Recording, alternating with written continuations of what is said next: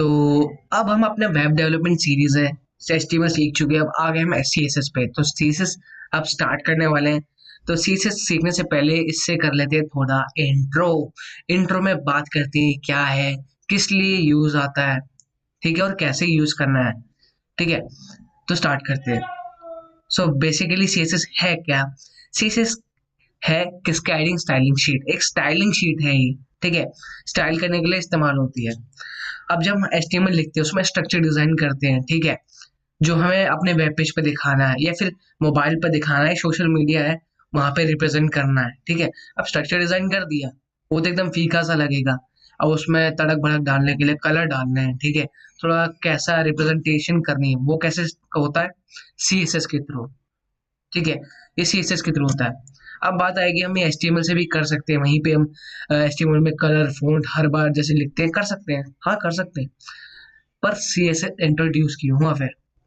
तो हुआ क्या था, जब CSS नहीं आया था, जब हम HTML में ही फॉन्ट वगैरह यूज कर रहे थे, तो होता क्या था कि हम हर जब पैराग्राफ लिख रहे हैं हर पेज में बार बार फॉन्ट कलर स्टाइलिंग बार बार अप्लाई करनी पड़ रही थी, सेम चीज। ठीक है, अब बाद में जब अपडेट करना होता था तो बार बार हर पेज में करना पड़ता था, तो जिसकी वजह से ये बहुत लेंदी प्रोसेस हो जाता है वेबसाइट डेवलपमेंट में। ठीक है, और छोटा सा काम होता था कि मतलब ये बहुत लेंदी काम और बड़ा काम हो जाता था और हेडेक टाइप हो जाता था।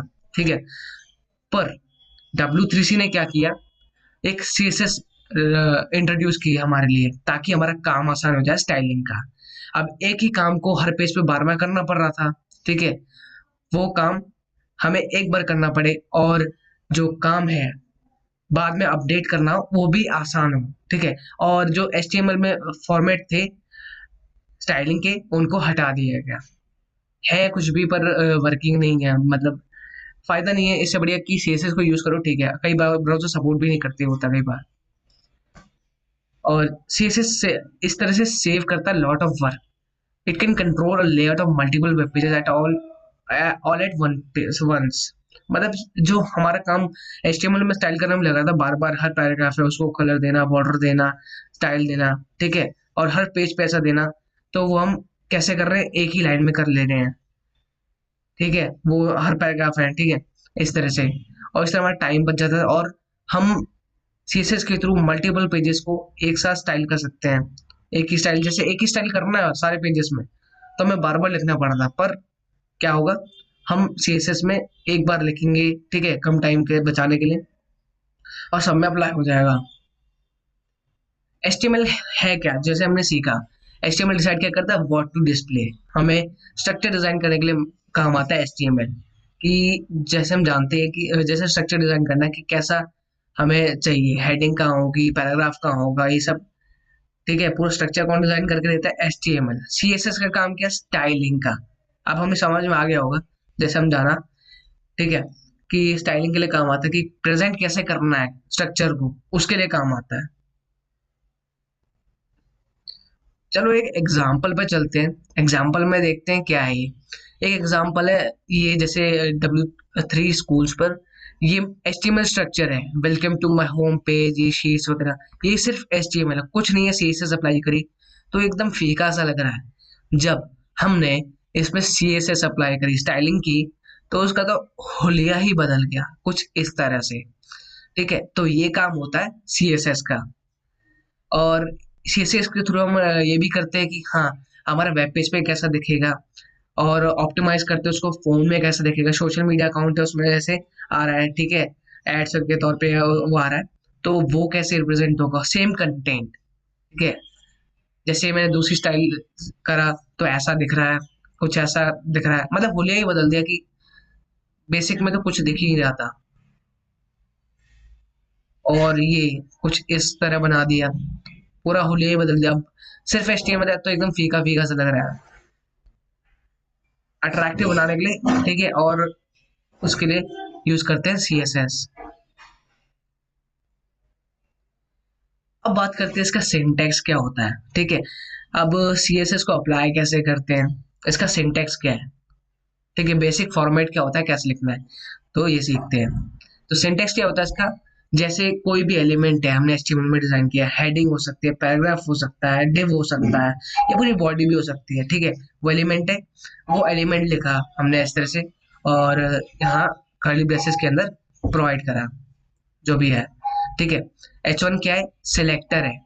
सिलेक्टर जो भी एलिमेंट्स है वगैरह सेलेक्टर होते हैं जब हम अप्लाई करते हैं उसमें, स्टाइलिंग शीट में लिखते हैं, ठीक है। यहाँ पे एलिमेंट जो भी लिखते हैं वो एक सिलेक्टर है। वो क्या करता है, पॉइंट करता है HTML element you want to style. HTML sheet है, उसमें से जो एलिमेंट है उसको स्टाइल करना चाहते हो उसको पॉइंट करता है ये सिलेक्टर, इसको सिलेक्टर कहते हैं। और ये जो कलर लिखा है ये प्रॉपर्टी नेम है, ये प्रॉपर्टी नेम कलर है, बाकी और भी प्रॉपर्टीज नेम है, बहुत सारी हो सकती हैं, ठीक है। अब उसके आगे हमने उसकी वैल्यू दी, रेड, रेड हो सकती है, कोई भी कलर हो सकती है वैल्यू इसकी, ठीक है। ये चीज होती है वैल्यू। तो समझ में आ गई, बेसिक यही फॉर्मेट है हर जगह सीएसएस में यूज होता है। पहला सेलेक्टर देना और कर्ली ब्रेसेस के अंदर प्रॉपर्टी नेम क्या है और उसकी कुछ वैल्यू देना। चलिए एक एग्जांपल भी देखते हैं। एग्जांपल देखा, ठीक है, ये पैराग्राफ लिया मैंने कोई, ठीक है। अब उसके अंदर कर्ली ब्रेसेस लिए और कलर बता दिया मैंने ब्लू है। कलर मतलब क्या, प्रॉपर्टी नेम, प्रॉपर्टी नेम और उसकी वैल्यू क्या है ब्लू। और दूसरी प्रॉपर्टी ले ली फॉन्ट साइज, प्रॉपर्टी नेम ले लिया और उसकी वैल्यू क्या दे दी 25 पिक्सल्स। ये एग्जांपल है, ठीक है। अब एक और चीज सीख लेते हैं, जो हम फाइल कैसे क्रिएट करें सीएसएस की। तो अब सीखते हैं कि मतलब जैसे सीएसएस की फाइल है, जैसे हमने एचटीएमएल का सीखा कैसे क्रिएट करते हैं एचटीएमएल की फाइल, तो और सीएसएस की फाइल कैसे क्रिएट करनी है। तो सिंपल है, यहाँ पे हमें एक फोल्डर होगा, नहीं होगा तो क्रिएट करेंगे, उसके अंदर एक फाइल क्रिएट करेंगे। तो मैंने फोल्डर क्रिएट कर रखा है पहले से, तो उसी के अंदर मुझे फाइल ऐड करनी है। तो मैं यहाँ लूंगा, यहाँ पे style dot C S S, file create करनी है मुझे सी एस एस के लिए, स्टाइलिंग के लिए। तो पहले नाम दूंगा कुछ भी, फिर डॉट सी एस एस, तो फाइल क्रिएट हो जाएगी सी एस एस के लिए इस तरह से। इसमें मैं डाल सकता हूँ जो भी हमारी स्टाइलिंग शीट है, और यहाँ पे लिंक कर सकता हूँ, वो हम अगली वीडियोस में सीखेंगे कैसे लिंक करना है स्टाइलिंग शीट को। और ये भी सीखेंगे कि यहाँ पे जैसे लिखा है हमने स्टाइल, यहाँ पे भी लिख सकते हैं हम। तीन तरीके से स्टाइल शीट है जो लिंक कर सकते हैं और स्टाइल कर सकते हैं, और एचटीएमएल शीट के अंदर ही स्टाइल कैसे करना है वो भी सीखेंगे।